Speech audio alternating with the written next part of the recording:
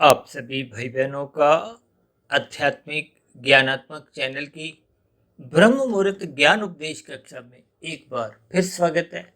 आज की चर्चा का विषय देखिए बहुत ही गंभीर है तो ये कर्मों से संबंधित है और कर्मों का संबंध केवल और केवल मनुष्य योनि से है और मनुष्य योनि आपको हमें मिल चुकी है।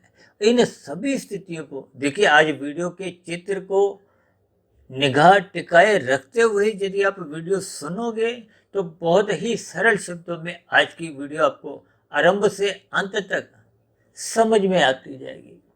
और यदि आप वीडियो के चित्र से निगाह थोड़ी हटा देते हो तो हो सकता है कुछ समझने में कठिनाई भी आ सकती है। यूँ तो देखिए, इन सभी स्थितियों पर पिछले 5 वर्षों से अधिक समय से जो हमने कर्मों के ऊपर जो स्थितियाँ, कर्मफल सिद्धांत से संबंधित जो वीडियो, मैं समझता हूँ कि 250-300 से अधिक वीडियो तो हमने इन कर्मों से संबंधित ही वीडियो प्रसारित की थी। और हमने तो तकरीबन 5.25 वर्ष पहले जब अपने आध्यात्मिक ज्ञानात्मक चैनल सुधीर भाटिया फकीर का शुभारंभ किया था तो हमने तो आरंभ की कक्षा नंबर 001, फिर 002, 3, 4, 5, 6, वो सभी के सभी वीडियो देखिए कर्मों के रहस्य के ऊपर ही संबंध रखती थी, क्योंकि कर्मों के रहस्यमय स्थितियां बहुत ही पेचीदा हैं।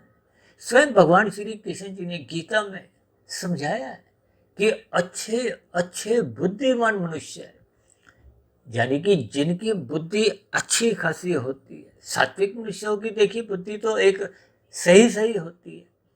उनके प्रति भी भगवान श्री कृष्ण जी कहते हैं कि कर्मफल सिद्धांत की बारीकियों को समझते समझते उनकी बुद्धि भी चकरा जाती है, यानी कि पूर्ण रूप से सात्विक मनुष्य भी समझ नहीं पाता। लेकिन आज तो हमने देखी क्रियामान कर्म जो केवल मनुष्य जीवन में ही आप और हम करते हैं। देखिए, नीचे की जोनियां जो ऊपर की जोनियां, उनका कोई कर्मशय नहीं बनता। अच्छे कर्म बुरे कर्म जैसे मर्जी उनके होते हैं, वो तो प्रकृति की प्रेरणा से होते हैं। लेकिन आपकी हमारी प्रकृति की प्रेरणा से नहीं कर्म होते, आपको स्वयं निर्णय लेना होता है। और यही ज्ञान उपदेश तो भगवान श्री कृष्ण जी ने मन बुद्धि की स्थितियों को, ये जो घोड़ों की स्थितियां हैं, उसका विपर्य देखिए। स्थूल शरीर से लो, 5 ज्ञानेंद्रियों से लो, 5 कर्मेंद्रियों से लो, 5 भोग्य विषयों, किन्हीं भी स्थितियों से आप ले सकते हो। देखिए, उन घोड़ों की जो एक लगाम की स्थिति है, उसको स्वयं भगवान श्री कृष्ण जी ने अपने ही हाथ में रखते हुए बात को आरंभ से अंत तक एक साधारण शब्दों में समझा दिया। लेकिन फिर भी एक साधारण मनुष्य को देखिए इन सभी स्थितियों का कोई विशेष ज्ञान हो नहीं पाता। इसीलिए आज हमने देखिए परमात्मा की प्रेरणा से, गुरुओं के आशीर्वाद से और अपने एक आर्टिस्ट के द्वारा इस वीडियो का कुछ चित्र इस ढंग से मैंने बनवाया है ताकि मैं आप इन सभी स्थितियों पर क्रमबद्ध तरीके से ज्ञान की कड़ियां समझा सकूं। क्योंकि मनुष्य जीवन में जैसे जैसे जिसका देखिए ज्ञान होता है, वैसे वैसे उसके फिर कर्मों की दिशा होती है। अब देखिए, आपके कमरे में यदि अंधकार होगा तो आपके हमारे तन के स्तर पर ठोकरें लगती है। यानी कि अंधकार में कहो, तमोगुण की स्थिति में कहो, आपका हमारा ठोकरे में एक स्थितियां बीतती हैं।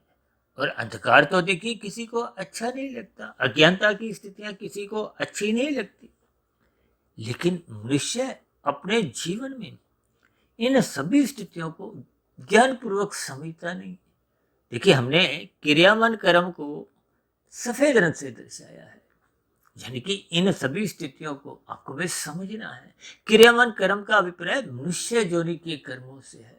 और मेरा व्यक्तिगत ऐसा मानना है, शास्त्रों को पढ़ने से जो मुझे बोध हुआ है, कि जब तक 11, 12, 13 वर्ष की उम्र से जब तक कामुक इंद्रियां आपके हमारी विकसित होना आरंभ नहीं होती, उस क्षण से पहले के जितने भी अच्छे बुरे जो भी बालक से कर्म होते हैं, उनका कोई कर्मशय नहीं बनता। संस्कार तो देखिए बनते ही बनते हैं। संस्कार तो माता के गर्भ में भी बनते हैं। आपने अभिमन्यु का एक स्थिति महाभारत में देखी सुनी है कि उनको चक्रव्यूह के भीतर आने का ज्ञान माता के गर्भ में ही हो गया था। यानी कि माता के गर्भ में भी आपके हमारे संस्कार बनते हैं।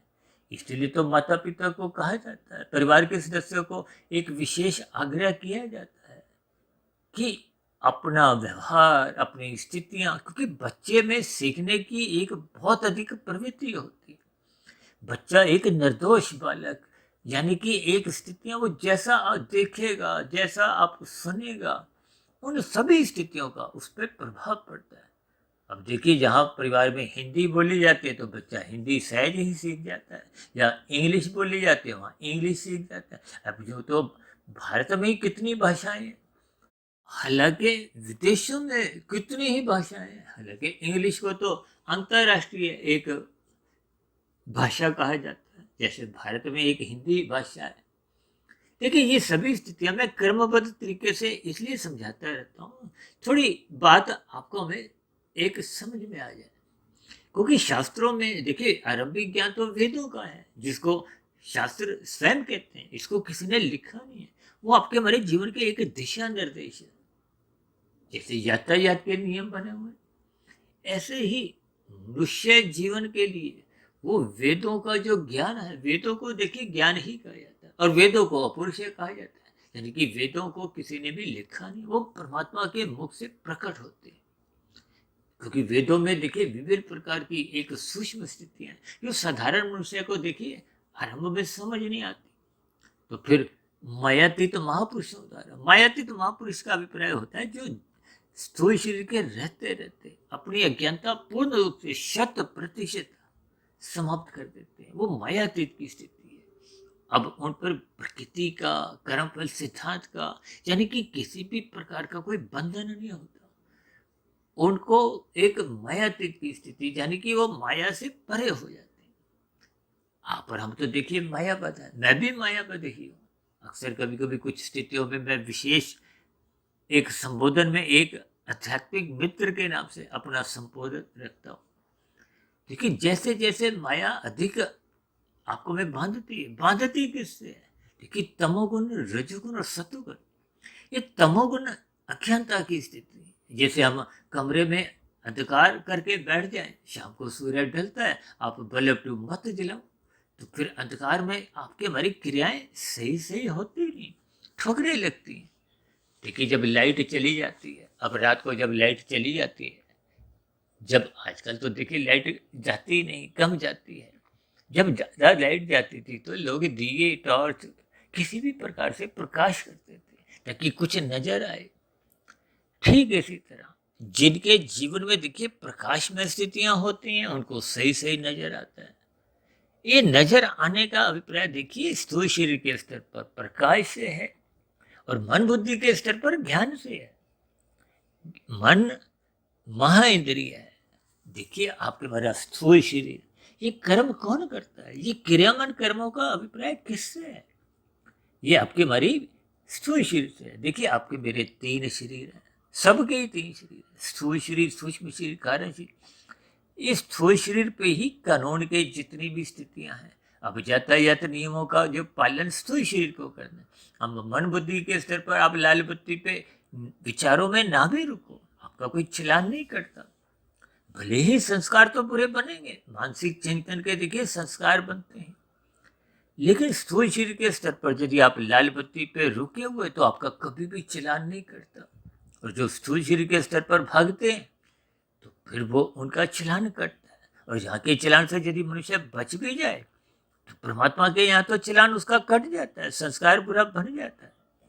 यही स्थितियां तो देखिए हमने क्रियामान कर्म लिखी। यही क्रियामान कर्म का अभिप्राय क्या है कि लगभग 12-13 वर्ष के बाद की आयु के बाद आपकी हमारी जितनी भी क्रियाएं होती हैं, जिन क्रियाओं को देखिए अन्य मनुष्यों पर, अन्य प्रकृति के जीवों पर, चाहे पशु पे, पक्षी पे, कीड़े मकोड़े, चाहे पेड़ पौधों पे, जैसा प्रभाव पड़ता है आपका हमारा कर्मशय बनता जाता है।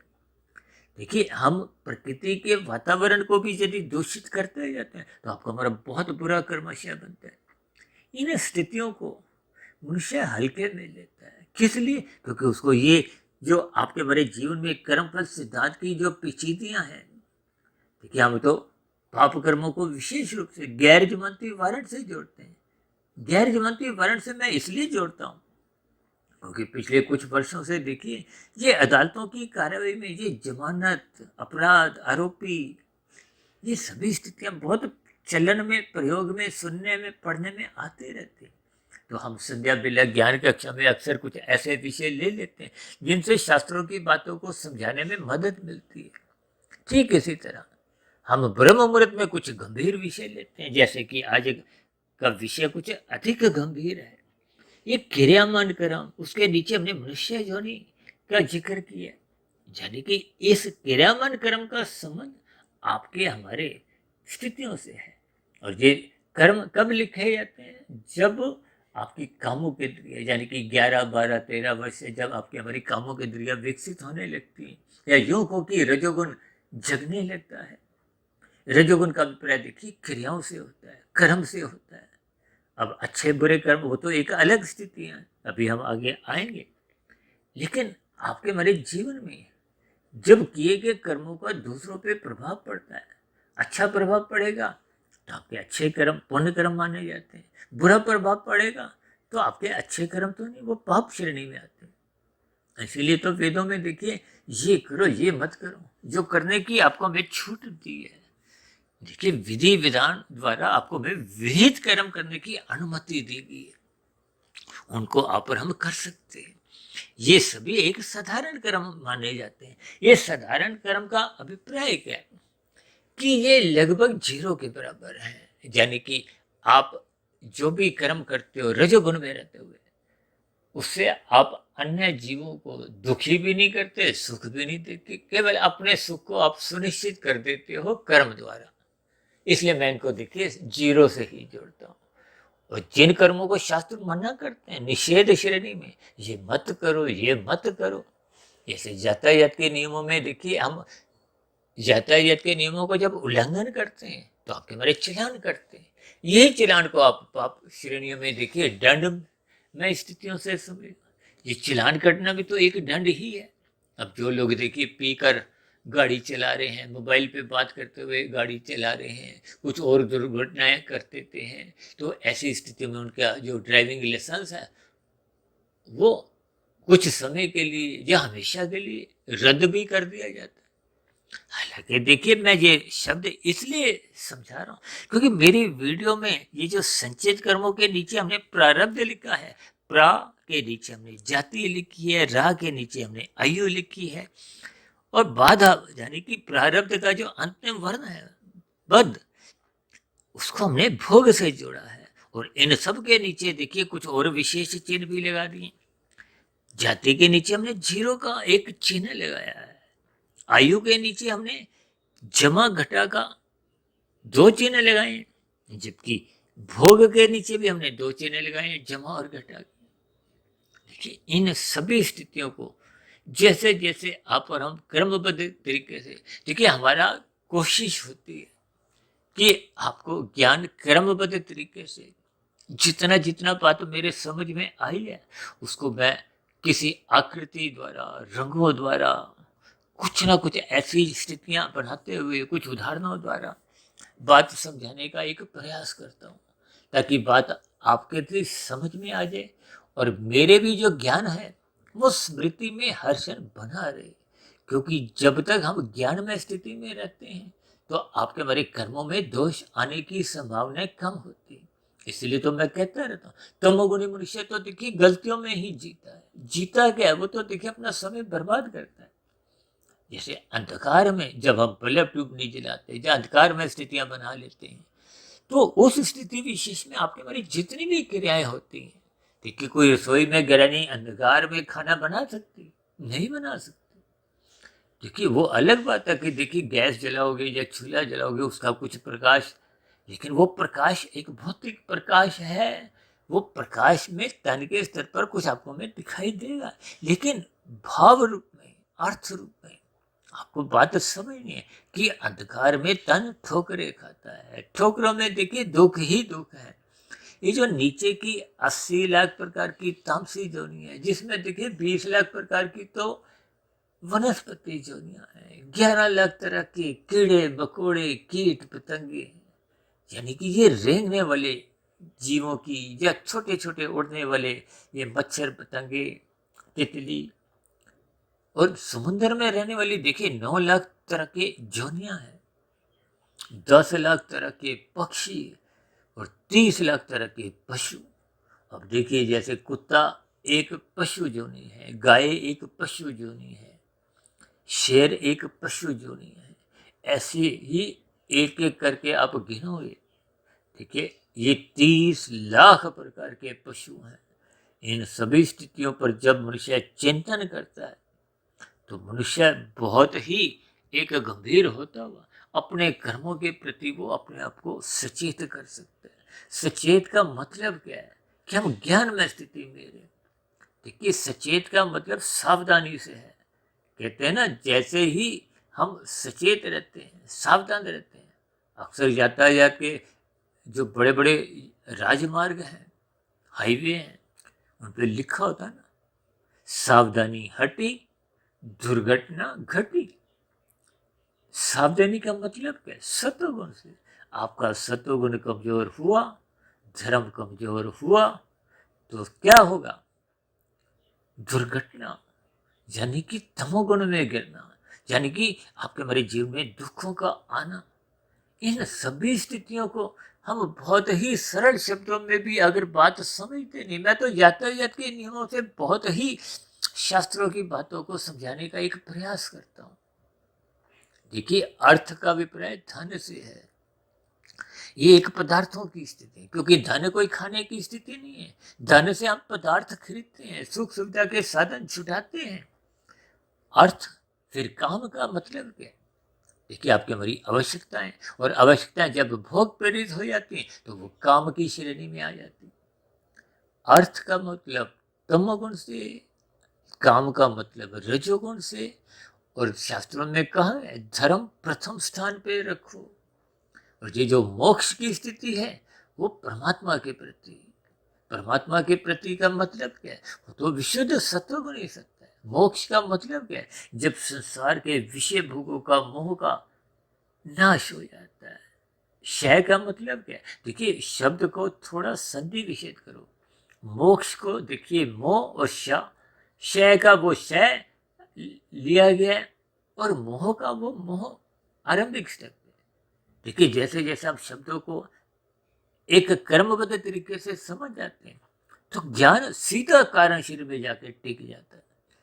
देखिए यदि हम शब्दों को बहुत ही हल्के में लेते हैं तो पहले सुनने में कानों तक रहता है, पढ़ने में आंखों तक रहता है, और मन बुद्धि यदि आंशिक जुड़े हुए हैं तो फिर ज्ञान थोड़े से समय, मिनटों तक घंटों तक रहता है।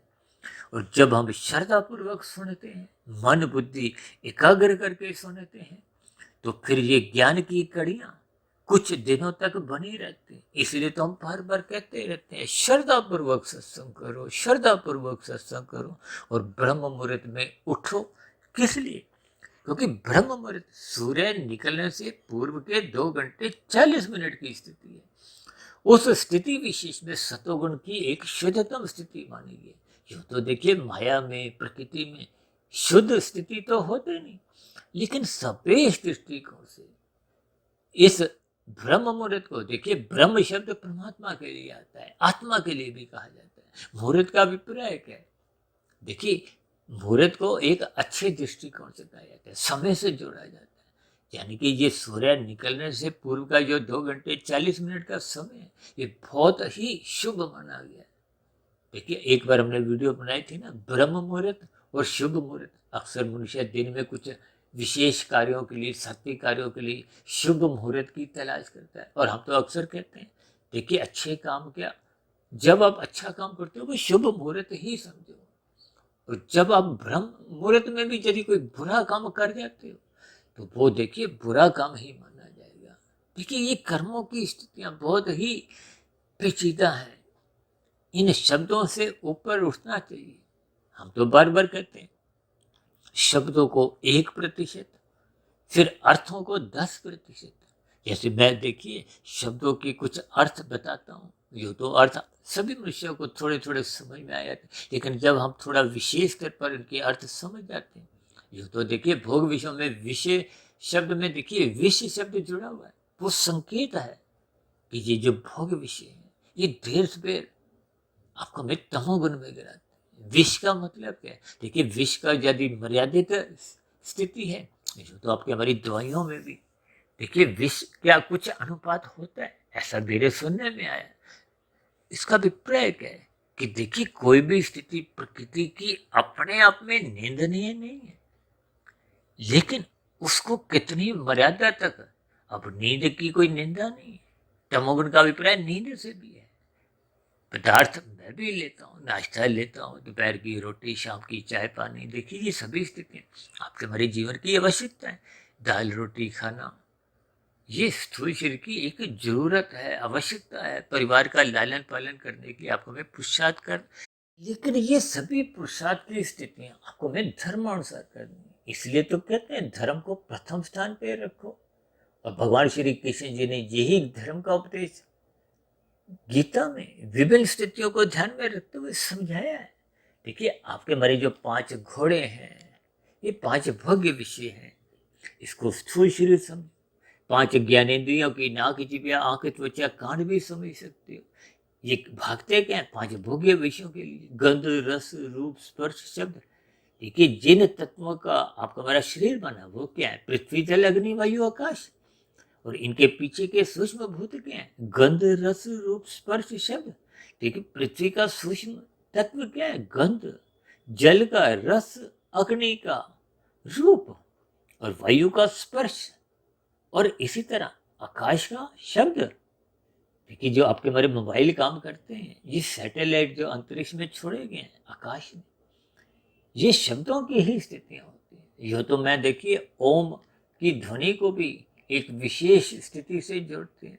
हालांकि आज हमारा देखिए वो विषय नहीं है, इनसे संबंधित हमने देखिए हमने पिछले लगभग 5 वर्षों से अधिक समय से जो हमने 2450 से अधिक वीडियो जो प्रसारित किए, हमने लगभग सभी विषयों पर कुछ ना कुछ बातों का एक विस्तार रूप से चित्रों द्वारा समझाने का एक प्रयास किया। लेकिन जैसे जैसे परमात्मा की प्रेरणा से नए नए विचार तरंगे, देखिए जैसे जैसे आपकी हमारी स्थितियों में कुछ ना कुछ नई स्थितियां बनती रहती हैं, तो फिर उन स्थितियों से हम परमात्मा की प्रेरणा से गुरुओं के आशीर्वाद से कुछ ना कुछ नए वीडियो में उनको समझाने का एक प्रयास करते हैं। अब क्योंकि हम जब वीडियो का नाम कुछ अलग होता है, कुछ अलग आकृतियां होती हैं, तो फिर परमात्मा की प्रेरणा से फिर सहज ही हमें कुछ ना कुछ शब्दों की स्थितियां मिलने लगती है, तो फिर एक नई वीडियो तैयार हो जाती है।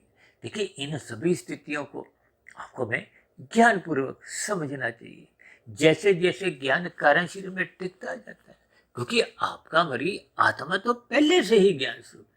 ये वीडियो में भी कोई नया ज्ञान नहीं है। शास्त्रों में देखिए वेदों का ज्ञान तो अपौरुषेय है, फिर मायातीत महापुरुषों ने उपनिषदों का एक विभिन्न उपनिषदों में उस ज्ञानमय स्थितियों को थोड़ा सरलीकरण में किया, और वो मायातीत महापुरुषों ने परमात्मा की प्रेरणा से किया। और बात जब वहां भी समझ नहीं, देखिए राजसी मनुष्य का थोड़ा एक ज्ञान मिला जुला धुंधला सा होता है। जैसे हम प्रकाश जलाते हैं, बल्ब ट्यूब की रोशनी जलती है, देखिए हम रजोगुण को 10 कहते हैं, तमोगुण को 1, सतोगुण को 100 या अधिक। तो इसको आप बल्ब के वाटों से भी समझ सकते हो। अब 1 वाट में तो आपको हमें कोई अधिक नजर नहीं आता। कभी कभी हम अपनी बातचीत में कहते हैं ना, रात को सोते समय 0 वाट का बल्ब जला दो, जो तो देखिए 0 वाट का बल्ब होता नहीं, लेकिन एक समझने के लिए भावार्थ रूप में हल्की रोशनी का। अब हल्की रोशनी में तो आप और हम पढ़ लिख नहीं सकते, कोई गीता पढ़ के हम कोई ज्ञान अर्जित कर नहीं सकते। जैसे जैसे प्रकाश बढ़ता है, देखिए 10 वाट के बल्ब में भी कोई रोशनी बहुत अधिक नहीं होती, सापेक्ष दृष्टिकोण से 100 वाट में अधिक रोशनी होती है। और अभी तो कुछ दिन पहले अभी देखिए कुछ मैच की समाप्ति हुई है, ये जो मैच क्रिकेट के दिन रात के होते हैं वहां तो कितने बड़े बड़े बल्ब जले होते हैं। अब सूर्य तो एक बहुत बड़ा एक बल्ब को प्रकाश को, और परमात्मा तो महासूर्य है। देखिए ये सभी स्थितियां आप कर्म बाई कर्म भावार्थ रूप में जैसे जैसे समझोगे, तो ज्ञान अपने आप ही समझ में आने लगेगा। क्योंकि परमात्मा तो देखिए आनंद स्वरूप सत्य है, आनंद में देखिए ज्ञान रहता है, और आप और हम क्या है, सत्य चित है। परमात्मा सच्चिदानंद है, आनंद में देखिए ज्ञान नित्य रहता है, और आत्मा के लिए क्या है, सत्य चित है। आपकी हमारी आत्मा भी नित्य तत्व है, ज्ञान स्वरूप है, आनंद स्वरूप नहीं है। इसलिए तो परमात्मा के सम्मुख रहना ही चाहिए। देखिए परमात्मा के सम्मुख रहने से आपका हमारा ज्ञान आवृत नहीं होता, क्योंकि परमात्मा तो स्वयं आनंद स्वरूप सत्य है, ज्ञान भी वहां है, नित्यता भी है। तो इसका अभिप्राय क्या है कि जैसे जैसे हम परमात्मा की सम्मुखता बना लेते हैं तो आपका हमारा ज्ञान आवृत नहीं होता। जब ज्ञान आवृत नहीं होता तो आपके हमारे जो कर्म है वो निष्काम भाव से होते हैं, कर्तव्य पालन की दृष्टिकोण से होते हैं, जिसको स्वयं भगवान श्री कृष्ण जी ने कहा कि ये जो कर्मफल सिद्धांत की पेचीदियां हैं इनसे ऊपर उठो।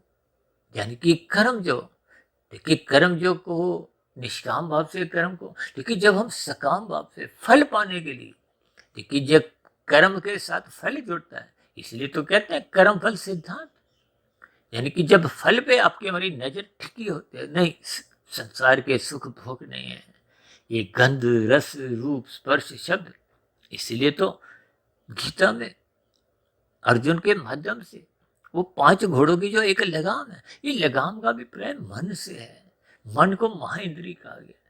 ये ज्ञानेन्द्रियां हो चाहे कर्मेंद्रियां, देखिए ज्ञानेन्द्रियां तो सुख भोगती हैं विषयों का, और उन विषयों को भोगने के लिए जो हम कर्म करते हैं, हाथ पैर वने लीन गुदा, यानी कि भोग को कर्म को, ये सभी स्थितियां ही तो क्रिया मन कर्म के अंतर्गत आती हैं। देखिए मनुष्य मरते दम तक कितने ही कर्म करता है, एक दो नहीं, हजार नहीं, लाखों करोड़ों अरबों खरबों कितने ही कर्म कर जाते हैं। और कभी कभी मैं कहता हूँ ना, मनुष्य एक ही दिन में कई बार हजारों लाखों पाप पुण्य कर्म भी कर जाता है।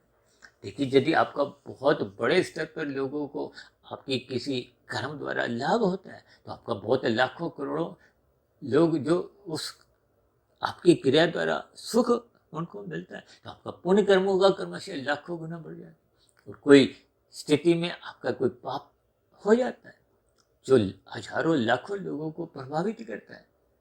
कभी कभी मैं समझाता हूँ ना, अब किसी का स्कूटर कार काला धुआं दे रहा है, अब वो दिन भर घूमता है। अब शहरों में तो देखिए कितना ही यातायात होता है, कितने हजारों लोग अपने वाहनों में चल रहे हैं। अब कोई मनुष्य देखिए पूरे दिन में 100 किलोमीटर घूम फिर के आ गया, वो 100 किलोमीटर के दौरान वो कितने हजारों लाखों लोगों को एक प्रदूषण देता है, काला धुआं। ये सभी स्थिति तो उसका लाखों का पाप हो जाते हैं।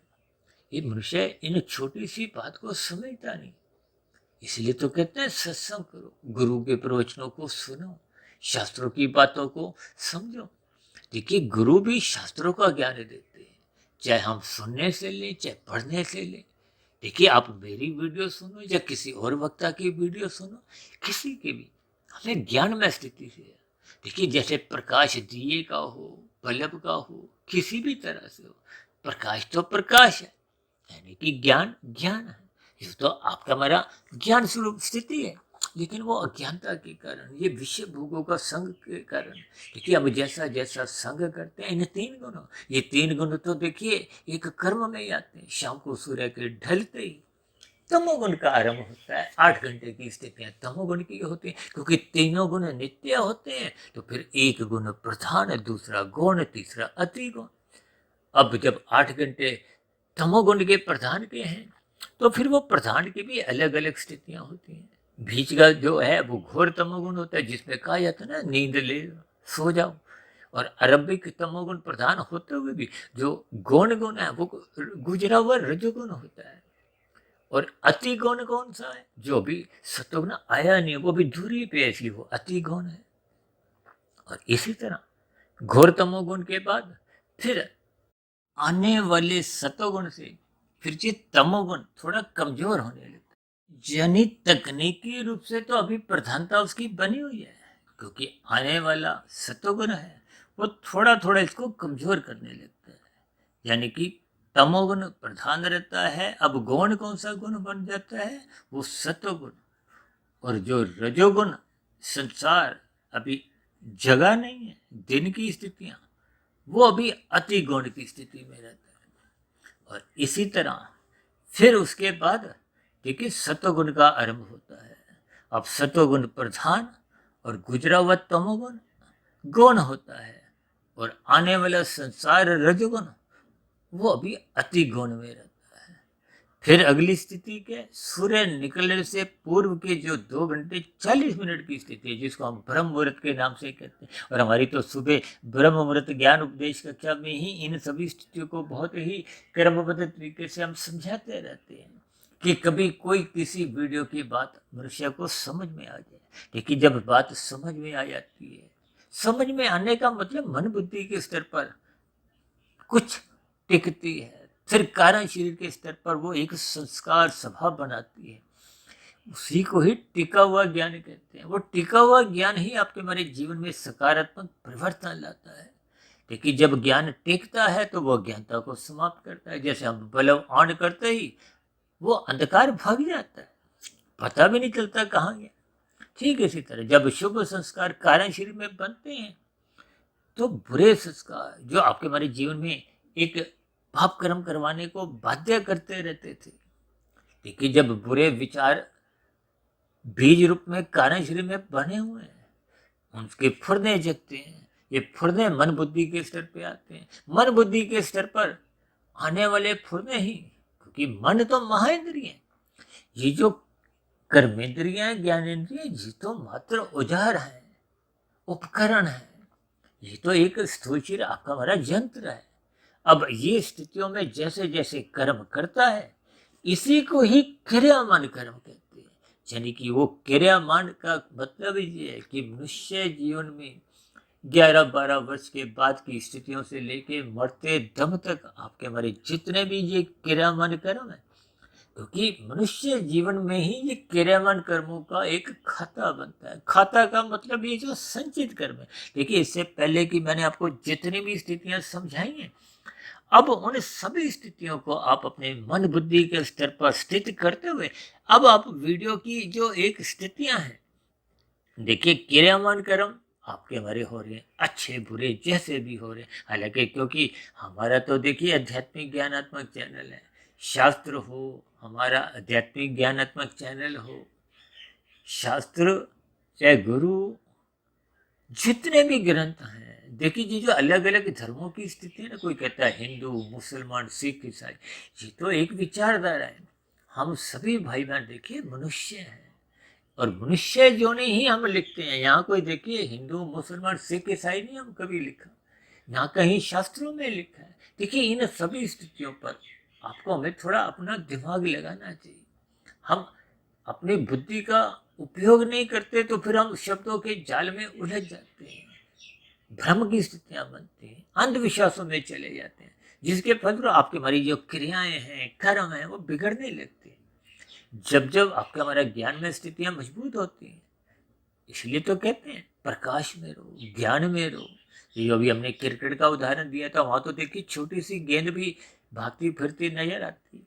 ठीक इसी तरह जब हम ज्ञान में स्थिति मजबूत करते हैं तो ज्ञान की छोटे से छोटा स्थितियां भी शास्त्र की वो आपको हमें समझ में आने लगती है। हम मूल स्थिति देखिए, आपका हमारा आत्मा तो ज्ञान स्वरूप है, तो जैसे जैसे अज्ञानता हटती है तो आत्मा का प्रकाश को, जैसे बल्ब ट्यूब जला हुआ है, उसके ऊपर काला कपड़ा रख दो तो प्रकाश ढक जाता है, बाहर आता ही नहीं। तमोगुण की स्थितियां भी कुछ ऐसी है, और पीला नीला हरा कुछ कागज कपड़ा लगाते हो तो धुंधला प्रकाश आता है, क्योंकि हमने देखिए क्रियामान कर्म को सफेद रंग से लिखा है। यानी कि ये सभी स्थितियां, कोई अच्छा कर्म करे, बुरा करे, यानी कि कोई भारतवासी हो, किसी भी भाषा का जानने वाला हो, किसी भी संप्रदाय को मानने वाला हो, सबके कर्म जोनी के खाते बनते हैं। ऐसा नहीं कि हिंदुओं के बनते हैं, मुसलमानों के नहीं बनते, सिख के बनते हैं, दूसरे के। ये सभी स्थितियां देखिए वो सब विचारधारा है। धर्म का मतलब क्या है कि जब हम अपने कर्तव्य कर्म का पालन करते हैं, देखिए यातायात के नियमों में सबको ही लाल बत्ती पे रुकना है, वहां कोई अलग अलग संप्रदाय के लिए कोई अलग अलग स्थितियां नहीं है। लेकिन मनुष्य ज्ञान के अभाव में कुछ अलग स्थितियों के बहने में अपने आप को जाने देता है, जिसके फलस्वरूप वो ज्ञान की स्थितियों से जुड़ नहीं पाता। तो फिर उसका मन बुद्धि का बलम जलते नहीं है। मन बुद्धि के बलम नहीं जलते तो फिर स्थूल शरीर के स्तर पर बस यूं ही आपका हमारा जैसा जैसा भाव आता है, गुणों का को संसार का को, मनुष्य उस भाव में अपने आप को बहने देता है। इसलिए तो शास्त्र बार बार कहते हैं ज्ञान में स्थिति बनाओ, गुरु के प्रवचनों को सुनो, शास्त्रों का स्वाध्याय करो। हम तो बार बार कहते हैं इन सभी वीडियो को आप एकांत भाव से सुनो। और जैसे जैसे ये वीडियो के चित्र होते हैं हम आपको कहते हैं कि इनको एक चित्र पर निगाह रखते हुए सुनो ताकि बात समझ में आ जाए। जैसे अध्यापक देखिए ब्लैक बोर्ड पे कई चीज़ें समझाते हैं तो आपकी नज़र देखिए सुनने पे भी होनी चाहिए, ब्लैक बोर्ड पे भी होनी चाहिए, तो बात जल्दी समझ में आती। जब बात समझ में आएगी तो सही गलत की पहचान होगी। गलत बात से आपने हटना है, सही बात से आपने जुड़ना है। बस ये साधारण सी स्थितियां मनुष्य को मरते दम तक पूर्ण रूप से समझ नहीं आती, जिसके फलस्वरूप उसका कर्माशय कोई बढ़िया सा अच्छा सा बनता नहीं है। अच्छा का मतलब क्या है? देखिए जब हम निष्काम भाव से कर्म करते हैं तो आपका बड़ा ये जो कर्माशय है, जैसे ये जो संचित कर्म है, ये संचित कर्म का अभिप्राय सकाम भाव से है। देखिए ये जो आपका हमारा स्थूल शरीर है ये 5 तत्वों के, पृथ्वी जल अग्नि वायु आकाश, और ये जो मन बुद्धि की स्थितियां हैं, सूक्ष्म शरीर की जो एक स्थितियां हैं, ये गंध रस रूप स्पर्श शब्द, ये 5 सूक्ष्म भूतों की स्थितियां जिनसे आपका हमारा शरीर माता के गर्भ में बनता है। और ये जो 5 ज्ञानेंद्रिय नाक जीभ आंख त्वचा कान, इनकी जो सूक्ष्म शक्ति है वो सूक्ष्म शरीर में रहती है। इसी तरह हाथ पैर वाणी लिंग गुदा, ये कर्मेंद्रियों की जो सूक्ष्म शक्ति है ये भी सूक्ष्म शरीर में रहती है। यानी कि सूक्ष्म शरीर में ये 15 और 16वां है मन महाइंद्रिय। ये 12 जो एक यंत्र है, ज्ञानेंद्रियों और कर्मेंद्रियों का जो एक यंत्र है, इसको चलाने की दिशा देने की जो एक स्थिति है वो मन के हाथ में। और मन का जो बॉस है वो बुद्धि है। अब बुद्धि देखिए ये सही गलत की पहचान रखती है, इसको महारत है। लेकिन ये बुद्धि तो देखिए सात्विक भी हो सकती है, राजसी भी बना सकती है और तामसी भी बना सकती है। अब जो मनुष्य देखिए भोगों में ही अधिक रहते हैं, भाग दौड़ करते हैं धन कमाने में, हालांकि देखिए धन कमाने में कोई कानून भी मना नहीं करता, शास्त्र भी कोई मना नहीं करते, लेकिन अधिक धन जब आपको हमें चाहिए ही नहीं है तो फिर हम कमा कमा के जो जोड़ते हैं उसको संभालने में अपना जीवन बर्बाद करते हैं। देखिए ये एक सच्चाई है। जब तक हम इन सच्चाई की स्थितियों को ज्ञानपूर्वक समझते नहीं तो फिर हम संसारी मनुष्यों को देखा देखी हम भी उसी एक दौड़ में शामिल हो जाते हैं, जिसके फलस्वरूप देखिए जब दौड़ सत्वगुण की लगाम से मर्यादित होती, यदि मर्यादित नहीं रहती तो जैसे ये 5 घोड़े अगर लगाम छोड़ दो तो ये फिर अमर्यादित हो जाते हैं। यही मर्यादा का उपदेश प्रभु श्री राम जी ने त्रेता युग में समझाया। यही ज्ञान उपदेश धर्म से जोड़ते हुए, कर्तव्य पालन से जोड़ते हुए विभिन्न स्थितियां, कर्म योग, ज्ञान योग, भक्ति योग की स्थितियां, क्योंकि योग की स्थितियां आपको हमें कर्म फल सिद्धांत से बाहर ले जाती हैं, ऊंचा उठाती हैं। ये आध्यात्मिक उन्नति के दरवाजे खोलते हैं। देखिए योग का अभिप्राय आपकी हमारी कारण शरीर की एक शुद्धिकरण की स्थितियों से। कारण शरीर की शुद्ध कमाई हम जितनी जितनी मनुष्य जीवन में कर लेते हैं, ये मनुष्य जीवन में ही कमाई करना संभव है। यानी कि जितनी हम कमाई कर लेते हैं वो मरने के बाद भी सुरक्षित बनी रहती है, पुनः मनुष्य योनि का अवसर मिलता है। फिर साधना करते करते जब ये कारण शरीर ये 100% शुद्ध हो जाता है तो फिर मनुष्य मायातीत की स्थिति को पहुंच जाता है, जन्म मरण के बंधन से मुक्ति पा जाता है। फिर ये 84 लाख प्रकार की योनियों का बंधन ही समाप्त हो जाता है। और यदि मनुष्य, क्योंकि मनुष्य योनि को हमने देखिए रंगीन रंग से दर्शाया है, क्योंकि एक साधारण मनुष्य राशि होता है। राशि मनुष्य देखिए बार बार विषय भोगों की ही आसक्ति में डूबा रहता है, जिसके फलस्वरूप उसका तमोगुण में गिरना भी होता है।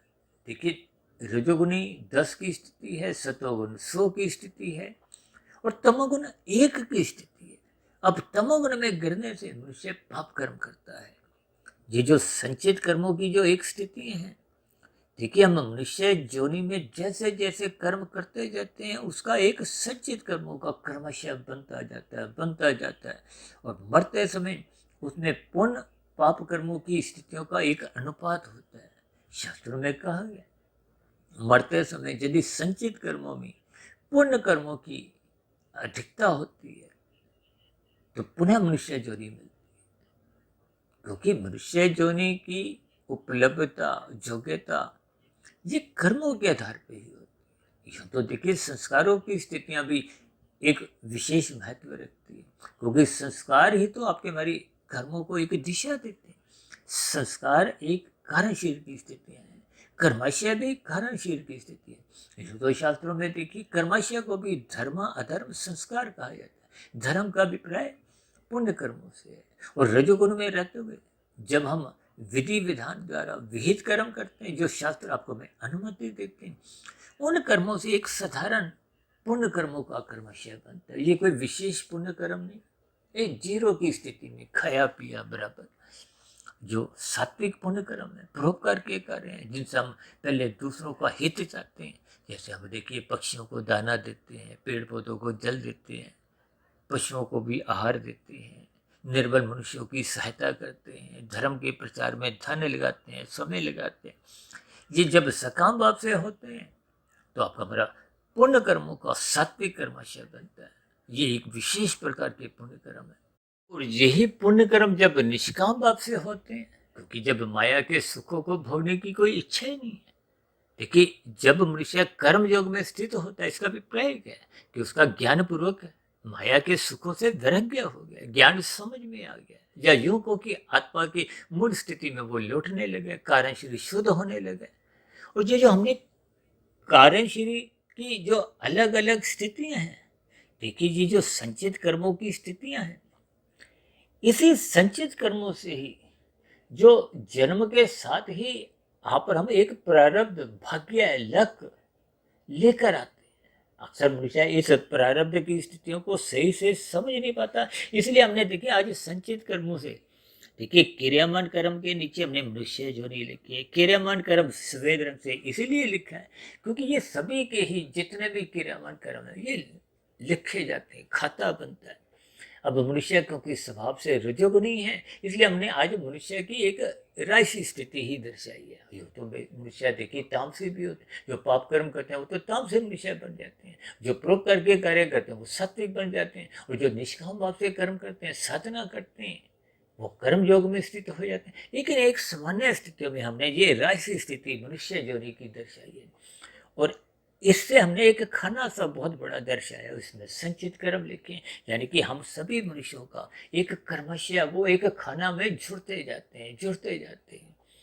और उस खाने से ही देखिए हमने एक छोटा सा नीचे एक तीर दिखाते हुए प्रारब्ध लिखा है। अब प्रारब्ध शब्द के हमने 3 अलग अलग स्थितियां दिखा दी हैं, यानी कि उस प्रारब्ध के साथ हमने 3 स्थितियां इसलिए दर्शाई क्योंकि शास्त्रों में लिखा हुआ है प्रारब्ध का अभिप्राय जाति आयु भोग से है।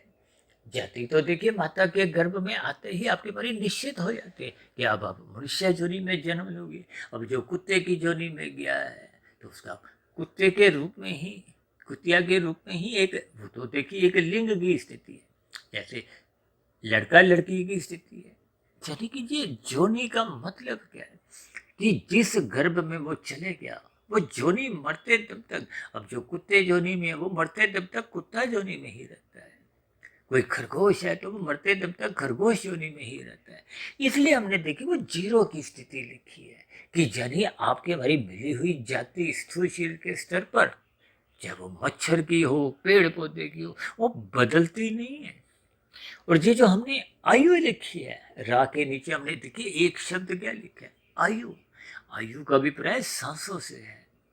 देखिए माता के गर्भ में आते ही आपकी हमारी सांसें, अभी आपका हमारा 9 माह 9 दिन तक शरीर अभी निर्माण होना है, लेकिन सांसें तो उस स्थिति विशेष में भी घट जाती है। देखिए किसी की एक स्थूल रूप से जो एक जन्म है वो 8 महीने बाद भी, किसी का 8.5 महीने, किसी का 9 महीने, लेकिन शास्त्रों में देखिए मेरे पढ़ने में 9 माह 9 दिन की स्थिति समझाई गई। यानी कि जब शरीर शिशु एक जन्म लेता है, जिसको हम देखिए कभी कभी जन्म तिथि के साथ भी जोड़ते हैं, जबकि जन्म का जो मूल स्थिति है, उस स्थिति का, उस क्षण का तो देखिए ना किसी को भी मालूम नहीं होता। वो तो बहुत ही एक सूक्ष्म स्थिति है। उस स्थिति विशेष से ही आपके हमारी देखिए माता के गर्भ में भी सांसें समाप्त हो जाती हैं। जैसे लाल बत्ती देखिए, हरी बत्ती, लाल बत्ती एक 90 सेकंड की है, तो वो उस क्षण से ही घटती जाती है। ठीक है सर, माता के गर्भ में भी आपके हमारी सांसें घट चुकी होती हैं। फिर देखिए हम शिशु के रूप में जन्म लेते हैं, फिर शिशु थोड़ा बड़ा होता है, बचपन अवस्था, फिर किशोरावस्था, किशोरावस्था के बाद फिर एक युवावस्था। अक्सर युवावस्था में विवाह के एक संस्कार की स्थिति है। संस्कारों से ही बात आई, देखिए आपके हमारे जीवन में 16 संस्कार शास्त्रों में समझाए गए। अंत्येष्टि संस्कार, जब स्थूल शरीर की मृत्यु हो जाती है तो एक अंतिम संस्कार किया जाता है। वो किसके लिए? आपके हमारे लिए, जीवित मनुष्यों के लिए। मरने वाले की जो एक लेखा जोखा, उस पर कोई जमा घटा नहीं होती, कोई फर्क नहीं पड़ता। और एक है गर्भाधान की संस्कार की स्थिति, जब माता पिता एक गर्भ धारण करने की जो पूर्व की स्थिति है, अक्सर उस स्थिति विषय को देखिए देवी देवताओं से, परमात्मा की स्मृति से, सतुति से जोड़ा जाता है, ताकि प्रवेश लेने वाली जो आत्मा है वो पुण्यात्मा हो। हालांकि आत्मा देखिए पापात्मा पुण्यात्मा नहीं होती, ये एक अलग विषय, हमने इस पर भी वीडियो बनाई हुई है। यानी कि हम अच्छे संस्कार युक्त आत्मा चाहते हैं, जिनके कारण शरीर की एक अच्छी स्थितियां हों। देखिए जो नीचे की योनियों से उन्नति करते करते आत्माएं मनुष्य योनि की प्राप्ति करते हैं, वो लगभग पापात्मा ही गिनी जाती है। क्योंकि नीचे की योनियों में तो तभी जाना पड़ता है जब पाप और कर्मों की स्थितियां बिगड़ चुकी होती हैं, बहुत अधिक होते हैं, तो उससे संबंधित संस्कार भी बने होते हैं। अब नीचे की योनियों में पाप कर्मों का नाश तो हो जाता है, धीरे धीरे धीरे धीरे, हजारों लाखों करोड़ों अरबों खरबों पता नहीं कितनी योनियों में जाते हुए, लेकिन वो संस्कारों की स्थितियों को तो ताला लगा रहता है। क्योंकि संस्कार बनते बिगड़ते केवल मनुष्य जीवन में है। ऊपर की योनियों में भी देखिए संस्कार प्लस माइनस नहीं होते। ये प्लस माइनस अपने आप में बहुत ही सूक्ष्म स्थितियां हैं। ये जो मैंने आयु का अभिप्राय किया कि ये सांस हमारी अधिक तेज भी चल सकती है, सामान्य गति से भी चलती है। अब जो मनुष्य देखिए एक अपना जीवन अनुशासित के रखता है, समय पे उठना, समय पे सोना, एक सात्विक भोजन ग्रहण करना, अपनी दिनचर्या में सत्संग करना, तो आपकी हमारी आयु की सांसें एक सामान्य गति से चलती हैं। अब राशि मनुष्य का तो खाना पीना बिगड़ जाता है, भोग विषय बिगड़ जाते हैं, सोना जागना बिगड़ जाता है, तब तो राशि मनुष्यों को स्थूल शरीर के स्तर पर भी देखिए रोग होने लगते हैं। ये मधुमेह का रोग है, उच्च रक्तचाप का रोग है, हृदय गति का रोग है। ये सभी रोग की स्थिति आपकी हमारी आयु घटाती है। घटाने का मतलब आपकी हमारी सांसें तेज चलती, जब सांस तेज लेंगे तो आयु निश्चित है, सांसें निश्चित है, तो वो घट जाती है, जल्दी मृत्यु को हम प्राप्त होते हैं। और जो मनुष्य देखिए तामसी स्थितियों में होता है, तामसी स्थितियों का अभिप्राय जो छल कपट, ठगी, हेरा फेरी, घोटालेबाजी करते हैं, भयभीत रहते हैं, पुलिस से भी, सरकारी तंत्र से भी, समाज से भी, तो फिर वो घबराहट में, भय की स्थितियों में वो सांसें और तेज चलती हैं, तो वो सांसें और जल्दी समाप्त हो जाती हैं। देखिए ये भावार्थ रूप में ये सभी स्थितियां आपको में समझ नहीं होती, इसलिए मैंने आयु के नीचे प्लस माइनस दोनों लिखा, यहाँ जीरो की स्थिति नहीं लिखी। यानी कि ये आपके हमारी अलग अलग स्थितियां बदलती हैं। और भोग, भोग का अभिप्राय देखिए अच्छी बुरी दोनों स्थितियों से है। सुखों का अभिप्राय अनुकूल परिस्थितियों से है, दुखों का अभिप्राय प्रतिकूल परिस्थितियों से है। अच्छी स्थितियां, बुरी स्थितियां, जिन कर्मों को आप और हम पहले कर चुके थे उनके फल अभी पके नहीं थे, लेकिन अब वो पक चुके हैं, प्रारब्ध के साथ ही दे दिए जाते हैं। अब देखिए ना, जन्म के साथ किसी का फुटपाथ पे जन्म हुआ है, किसी का कोई औद्योगिक घराने में हुआ है, तो दोनों ही स्थितियों में देखिए मनुष्य जोनि तो तभी मिलती है जब संचित कर्मों में पुण्य कर्म कम से कम 50-51% होते हैं। अब किसी के देखिए 60% भी हो सकते हैं, 70 भी हो सकते हैं, लेकिन फुटपाथ पे लेने वाला जन्म बच्चा और राजा महाराजा की, यहाँ चाहे प्रधानमंत्री हो, किसी भी तरह की स्थिति हो, फिल्मी जगत की कोई बहुत ही ऊंची हस्ती हो, लेकिन दोनों ही स्थितियों में पुण्य कर्मों की स्थिति कम से कम 50-51% रही होती है, तभी मनुष्य जोनि मिलती है। लेकिन प्रारब्ध की स्थितियां तो सबकी अलग अलग होने के कारण, ये फुटपाथ की, औद्योगिक घराने की, प्रधानमंत्री की, या फिल्मी जगत की, या किसी भी तरह की अन्य परिस्थितियां बनती हैं। ये प्रारब्ध का मतलब क्या है? जिन स्थितियों को आपको में इस जोनि विशेष में भोगना पड़ता है, और प्रारब्ध का ही संबंध स्थूल शरीर से होता है। स्थूल शरीर प्रारब्ध भोगने आता है, वो अलग बात है कि उस प्रारब्ध के दौरान ही आपको में एक अवसर मिलता है साधना करने का और कर्म करने का मनुष्य जीवन में। यानी कि आपका हमारा प्रारब्ध जब तक चलता है तब तक ही आपके मेरे नए क्रियामान कर्म होते हैं। आपको हमें साधना करने का, कर्म जो, ज्ञान जो, भक्ति जो की स्थितियों में स्थित रहने का आपको हमें एक अवसर मिलता है। और यदि हम इन स्थितियों का सदुपयोग नहीं करते, देखिए सदुपयोग तो वही मनुष्य कर सकेगा जो सत्संग करेगा, ज्ञान में स्थितियों में अपने आप को स्थित करेगा, गुरु के प्रवचनों को आदर पूर्वक सुनेगा, शास्त्रों का स्वाध्याय करेगा, उस पर चिंतन मनन की स्थितियां, शोध की स्थितियां बनाएगा। देखिए ये सभी स्थितियां जब तक कर्मबद्ध तरीके से आप अपने जीवन में समझते नहीं है, इसीलिए मैंने भोग के साथ जमा घटा की, यानी कि प्लस माइनस की स्थितियां जोड़ी हैं। ये बदलती रहती है। बदलती रहने का मतलब क्या है? अब देखिए किसी का, देखिए कोई पाप कर्म का कर्माशय है। अब देखिए कोई, आप 100 रुपए की मेहनत करते हो, आपको फल आ गया 500 रुपए का, तो 400 रुपए का जो आपका अतिरिक्त फल है वो पहले के किए गए पुण्य कर्मों का परिणाम है। और कभी कभी आप क्या होता है, 1000 की मेहनत की, फल आया 150 रुपये, तो 850 का जो घाटा हो गया, नुकसान हुआ है, हानि हो गया, वो पहले के पाप कर्मों में एक एडजस्ट हो जाती है। देखिए ये जो हम कभी कभी अपने पाप कर्मों को कुछ प्रायश्चित करने के लिए, कभी कभी हम जन्म पत्रियाँ इधर उधर कुछ ऐसे तंत्र मंत्र की स्थितियों में भटक जाते हैं। देखिए कर्मफल सिद्धांत की स्थितियां बहुत ही साफ सुथरी समझाई गई हैं कि इनको समझो। कोई भी देखिए पुण्य कर्म का अनुकूल परिस्थितियों का आप बंटवारा कर सकते हो, बांट सकते हो, लेकिन प्रतिकूल परिस्थितियों को आपको भी भोगना होता है। आप अपनी पत्नी को, बच्चों को, माता पिता को, मित्रों को कहीं भी दे नहीं सकते, वो स्वयं को ही भोगनी होती। जैसे देखिए जब हम कोई कानून का उल्लंघन करते हैं, पुलिस द्वारा पकड़कर जब न्यायालय द्वारा आप हमें अपराधी घोषित करते हुए आपको हमें सजा भोगनी होती, हम ये नहीं कह सकते कि हम अपने नौकर को भेज देंगे, अपने भाई को, बंधु को, किसी को, यानी कि सजा आपको ही भोगनी। और पुण्य कर्मों के प्रति तो देखिए बांटने का अभिप्राय आप यूं भी ले सकते हो कि सरकार द्वारा यदि आपको कोई पुरस्कार दिया जाता है तो आप मना भी कर सकते हो। जैसे देखिए आपकी हमारी पात्रता ऊपर की जोनियों में होने पर भी आपकी कोई बाध्यता नहीं है, लेकिन जब नीचे की योनि में आपकी हमारी एक बाध्यता बढ़ जाती है, पाप कर्मों का कर्माशय बिगड़ जाता है, तो आपकी हमारी वो नीचे की योनियों में जाने की एक बाध्यता होती है। अब नीचे की तो जोनियाँ ऐसी कितनी हैं जिनके मनुष्य नाम सुनकर भी भयभीत होता है, लेकिन फिर भी मनुष्य अपने जीवन में पाप कर्म करने से हिचकता नहीं। ये जो भागवत पुराण में 5 तामसी स्थितियाँ, धूत कीड़ा, मदपान, स्त्री संग, हिंसा और अनीतिगत कार्यों से कमाया गया धन, इन सभी स्थितियों का विस्तार से वर्णन है। इन सभी स्थितियों को मनुष्य को समझना चाहिए। ये सत्संग की स्थितियां इसीलिए आपके हमारे जीवन में, शास्त्र तो यहाँ तक कहते हैं जो सत्संग नहीं करता उसके जीवन में अर्थ और काम बिगड़ने लगते हैं, पशु वृत्तियां जगने लगती हैं, धर्म की स्थिति कमजोर होने लगती है, मर्यादाएं टूटने लगती हैं। आज देखिए विभिन्न प्रकार की स्थितियां समाज में देखते ही हो। आजकल तो प्री वेडिंग में भी कुछ ऐसी ही स्थितियां, नाच गाने, मौज मस्ती की स्थितियां, मादक पदार्थों की स्थितियां देखने में आती हैं। ये सभी स्थितियां आपको हमारे कर्माशय बिगाड़ती हैं। लेकिन कभी कभी हम कोई ऐसे कर्म भी कर देते हैं जिनका संदेश बहुत बड़े वर्ग में लोगों को एक भ्रम की स्थिति में, एक भटकाव की स्थितियों में ले जाते हैं, तो उसके भी आपको हमें परिणाम भुगतने होते हैं।